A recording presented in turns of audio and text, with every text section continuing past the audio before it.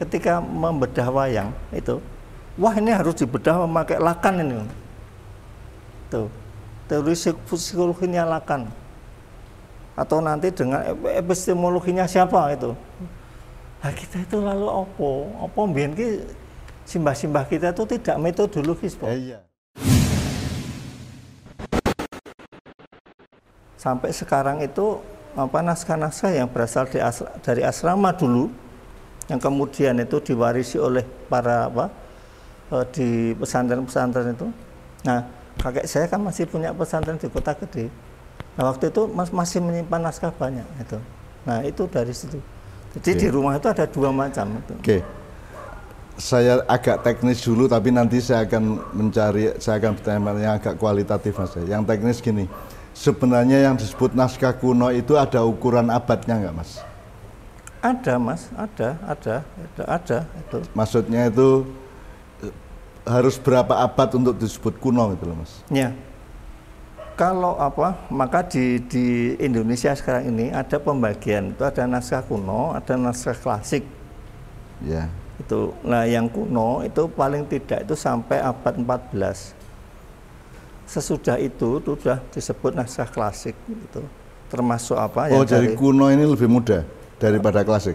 Lebih tua. Lebih tua. Lebih tua. Yang klasik itu 14 meliputi dari pesantren-pesantren itu. Ya udah disebut naskah-naskah klasik. Keraton-keraton ini semua menyimpan naskah klasik. Ya. Mohon maaf Mas Manu, kalau dalam Islam kan ada yang namanya kitab kuning. Ya. Kalau menurut terminologi Mas Manu tadi, jadi kitab kuning itu ada yang klasik, ada yang kuno kira-kira gitu ya. Ya. Soalnya kalau sejak abad 14 itu kita sebut klasik, tapi sebelum itu kita sebut kuno gitu ya. Berarti Quran itu kuno ya, Mas? Iya, Quran, jelas. Injil, Taurat, itu semua itu cuma kuno, sehingga sebenarnya Quran juga memerlukan pengetahuan filologis untuk memahaminya, sangat ya Mas. Sangat. Jadi makanya kita mengundang Mas Manu ini supaya kita kembali ke keluasan. Ya. Sebagaimana tadi Mas Manu menjelaskan mengenai bedanya Buwono dengan Bawono ya. Dulu kan Sultan Jogja Hamengku Buwono, kemudian dirubah atau merubah dirinya menjadi Hamengku Bawono. Mas Manu menjelaskan kalau Buwono itu lebih luas daripada Bawono karena Bawono itu hanya bumi, kalau Buwono itu galaksi gitu ya kira-kira. Jadi kita memang mempersempit diri terus-menerus, Mas. Ya itu memang betul. Nah sekarang saya mau tanya yang agak sifatnya kualitatif, Mas. Jadi selama ini yang kita alami selama merdeka 77 tahun ini sebenarnya apa yang paling Mas Manu prihatinkan, sedihkan dan kecewa terhadap apa yang kita alami dan kita lakukan, Mas? Iya. Di luar yang tadi ada terjemahan-terjemahan tadi. Ya. Yang saya sekarang itu sangat prihatin itu, Mas. Kita tuh menjadi bangsa itu tidak punya karakteristik lagi. Sudah tidak berkarakter sama sekali. Kenapa? Karena kita tuh sekarang itu hanya zaman yang kelakon nih itu. Kalau sekarang baru tren Korea, kabeh dadi wong Korea. Tren Arab kabeh dadi wong Arab. Inggris jadi orang Inggris semua. Tidak percaya diri. Iya, enggak. Yang punya kita sendiri. Nah, apa sebabnya orang tidak percaya diri? Karena dia tidak tahu dirinya, Mas. Ya, memang. Dan untuk tahu diri inilah filologi penting, kan begitu kan?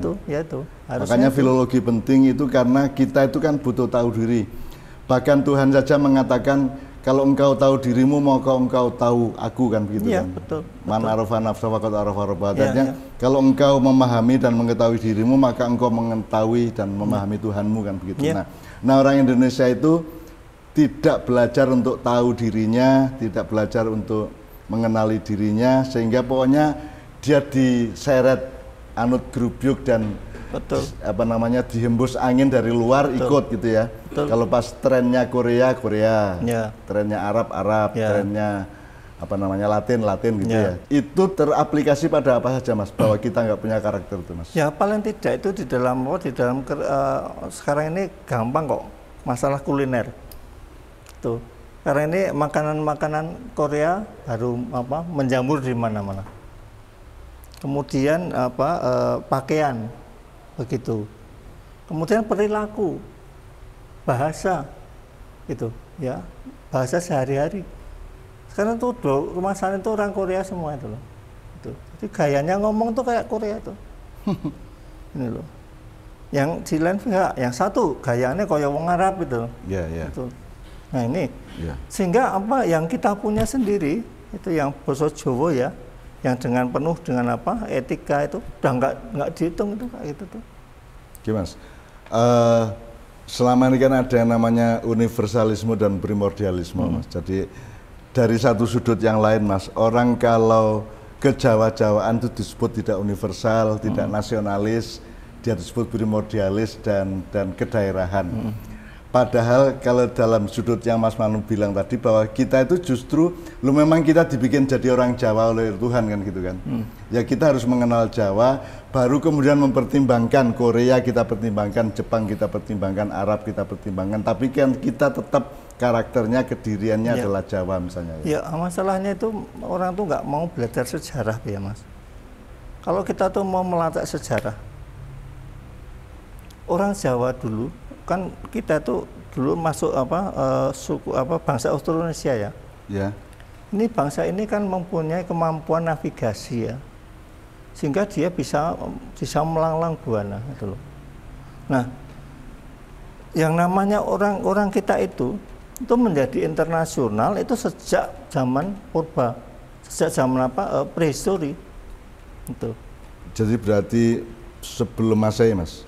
Jauh sebelum Masehi. Jauh sebelum Masehi. Kita sudah navigatif internasional gitu Mas ya? Iya. Sehingga apa? Sehingga banyak kemudian yang mereka itu tinggal menetap di negara-negara di Asia. Yang saya baru penelitian dengan selesai dengan teman dari Amerika, itu kami meneliti DNA. Itu. Nah, ternyata ada 400 desa di India, baik utara maupun selatan, itu ternyata DNA kromosom Y-nya itu adalah Jawa. Itu. Nah, berarti apa? Kalau sekarang mengatakan dulu kita tuh ada kolonialisme India, ya jelas enggak lah. Orang yang membawa kebudayaan sana kembali ke Jawa itu ya mereka sendiri, Pak. Ya orang yang dulu mengembara kemudian pulang ke rumah membawa apa yang dia punya, sementara dia mengambil ya dari sini ke sana lagi. Saya itu kadang-kadang ngomong tapi ngawur Mas ya. Kalau Mas Manu kan ada penelitian, ada pengetahuan, ada wacana, ada kalau istilah Islam ada sanatnya ya, ada referensinya. Kalau saya kan ngawur, jadi saya itu misalnya gini Mas, tapi mudah-mudahan Mas Manu bisa membenahi saya dan mengkritik saya. Jadi misalnya sekarang semua orang di dunia ini kan turunan Nabi Ibrahim dari Ismail atau dari Ishak. Jadi kalau orang Israel itu dari Ishak atau sebaliknya ya, saling mengakui gitu ya. Yang mana Ishak, mana Ismail. Kalau Arab dan lain-lain itu Ismail. Nah, saya nekat mengatakan kita bukan turunan kedua-duanya karena Nabi Ibrahim itu turunan kita. Itu saya nekat-nekat ngomong begitu, tapi saya juga bertanggung jawab Mas terhadap hati saya gitu. Jadi kalau melihat fakta dari Mas Manu bahwa secara antropologis ya kita itu sebenarnya bangsa yang sudah sangat tua, dan kita zaman prasejarah sudah punya kemampuan navigasi untuk mencapai seluruh wilayah-wilayah internasional, bahkan mungkin sampai ke angkasa luar ya Mas ya. Itu maka omongan saya tadi kan tidak terlalu ngawur-ngawur amat gitu Mas ya. Gitu loh. Jadi kamu turunan Ishak, turunan Ismail, Ibrahim turunan saya, bapaknya aja turunan saya. Saya orang Jawa, saya lebih tua dari itu semua. Dan kalau saya melihat tanda-tandanya, indikator-indikator peradabannya Mas ya, nalurinya, kayak psikologinya, nilai-nilai segala itu saya percaya dengan yang saya omongkan itu Mas. Memang kita sangat tua Mas. Nah, sampai saya menuduh gini Mas. Dalam sejarah dunia, di kampus-kampus, di sekolah-sekolah kan selalu ada disebut Yunani kuno, Cina kuno, Mesir kuno. Tapi hampir tidak pernah disebut Jawa kuno, Mas. Jadi saya melihat, mencurigai, kayaknya memang ada kecurangan terhadap Jawa, Mas. Dari alam berpikir internasional gitu loh, Mas. Ya, betul. Saya bukan membesar-besarkan Jawa, tetapi bagi saya Jawa itu punya kelengkapan sedemikian rupa Mas, yang tidak dimiliki oleh Barat, Arab, dan bangsa-bangsa yang lain. Karena Jawa wis jangkep gitu, wis wungkul ket biyen kan, sudah utuh demikian rupa apa namanya konstelasi nilainya itu. Nah, maka saya sekarang tanya kepada Mas Manu. Tadi kan Mas Manu mengatakan tanda-tanda kita kehilangan karakter itu bisa pakaian, bisa cara ngomong, bisa urusan kuliner.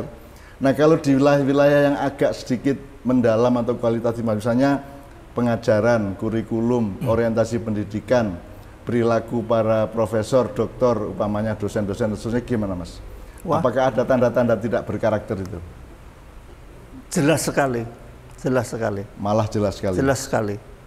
Sekarang yang namanya apa, pengajaran ilmu sastra misalnya, itu kalau tidak tahu yang namanya siapa itu Umberto Eco, tidak tahu siapa itu Yulia Kristeva, apa, kemudian juga siapa itu Nietzsche apa itu, itu enggak itu tidak ilmiah. Kalau Ronggo Warsito, Suryo Mentaraman itu kuno gitu. Itu bukan teoritis itu.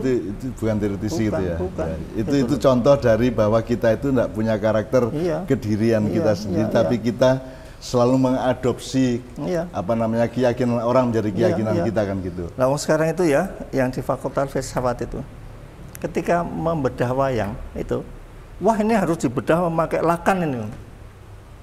Tuh. Teori psikologinya Lacan atau nanti dengan epistemologinya siapa itu. Nah, kita itu lalu apa mbiyen ki simbah-simbah kita itu tidak metodologis, Pak. Iya, makanya iya. Di mana-mana saya sudah selalu perjuangkan dalam tanda petik, Mas ya. Tapi kan tentu saja teman-teman yang scholar, teman-teman yang terpelajar itu justru yang menjadi yang paling sinis kepada yang saya omongkan, Mas ya. Iya. Padahal saya secara pribadi saya bersedia untuk berperang atau bertanding atau membuktikan apa yang saya omongkan, Mas, mengenai Jawa itu, Mas. Meskipun saya tidak punya proses pembelajaran dan pengetahuan atau buku-buku seperti Mas Manu ya, tapi saya secara konstelasi nilai itu ya. Bahkan saya sering banyak sekali Islam memberi ajaran yang orang Jawa sudah tahu sebelumnya, Mas. Iya, memang. Itu saya bisa kasih contoh banyak itu. Saya tidak mengatakan Jawa lebih hebat dari Islam, enggak, tetapi orang Jawa itu mencari Tuhan sudah lama, mencari hidupnya sendiri sudah lama, mengenali dirinya sudah lama, sehingga mereka menemukan banyak hal, meskipun tetap harus dikasih legasi atau legitimasi oleh Al-Quran misalnya gitu, Mas. Tapi Jawa itu sendiri, kalau saya menyebutnya kan itu kan tumbuh, Mas. Mengkutu ditutupi gitu loh, Mas. Ada tumbuh ketemu tutup itu. Tapi tumbuhnya sudah sempurna menurut saya gitu loh. Iya, itu apa? Kok selalu ditutup itu ya belum lama sih, Mas, sebetulnya. Iya, ya baru 15 abad yang lalu, Mas. Makanya. Ya. Tapi itu sebelum juga itu kan untuk Jawa itu juga baru, Mas, 15 abad itu ya. Lah, iya. Karena Jawa kan prasejarah ya, jauh makanya. sebelum itu ya. Iya. Itu. Saya tuh baru saja tuh apa, Mas, tentang webinar ya. Saya kan mengikuti apa, selalu diminta untuk menjadi narasumber tentang webinar itu. Kemarin itu tentang apa, pembacaan peta itu. Peta Yogyakarta ini. Nah, saya selalu mengatakan kita tuh cobalah lihat apa yang terjadi sebetulnya. Misalnya apa, dulu sungai kita itu seperti apa. Kemudian hutan kita seperti apa. Itu. Di tengah sungai itu ada delta-delta, yang di tengahnya ada asrama-asrama itu. Nah, itu apa, ketuanya itu mengatakan, ini Mas Manu ini satu-satunya orang yang sampai sekarang terus memperjuangkan tentang Jawa ini. Sementara di tempat yang lain orang tidak mau begini loh.